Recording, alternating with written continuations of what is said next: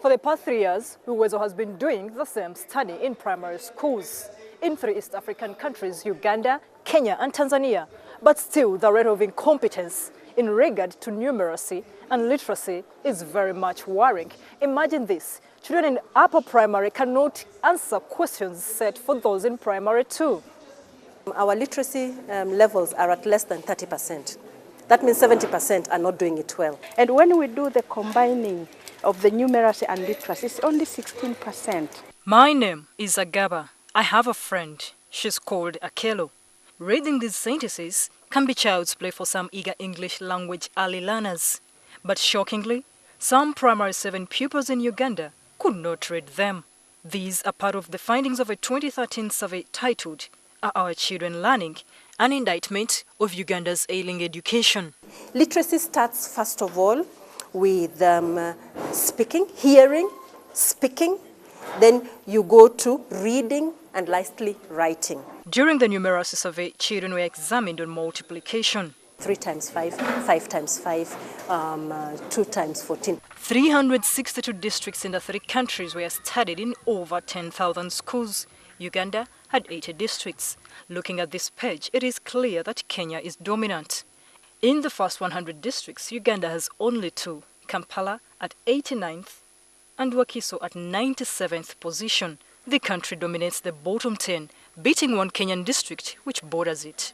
In literacy, Kenya is 76%, Tanzania at 56% and Uganda 47%, while with numeracy it is 68% for both Kenya and Tanzania, and for Uganda it is 44%. I know for certain that during the Idi Amin era, very many of the well-trained Makerere-trained teachers came to the Kenyan schools, Harambee schools that were just starting.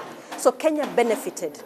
Though the Tanzanian pupils continue to lag behind in the English language compared to those in Kenya and Uganda, they have an edge in Kiswahili. I can imagine in Uganda having a curriculum for 5 local languages and then English, maybe in future Kiswahili will come in. I think it's a bit of a challenge. According to Dr. Sawaruto, the dismal ratings are largely attributed to poor remuneration and lack of training amongst teachers. I think we have made a mistake of letting teachers figure it out for themselves. And this is not about the blame game. In the report, 1 out of every 10 teachers in the 3 countries is absent from school on any given day. The survey shows a gap between the disadvantaged rural primary school pupil and the urban counterpart. Are we just interested in seeing millions and millions of children going into our classrooms? Are we just interested in seeing buildings? Or should we now start striking a balance? Demand for the infrastructure, but also demand for the learning outcomes. Perhaps aware of the crisis engulfing the sector, Uganda's educationists shied away from St. Francis Hall in Makerere during the release of the report. Only one official in charge of primary education had the courage to attend, but jolted by the findings, she walked away without giving an interview to the media. Florence Salimba, NTV.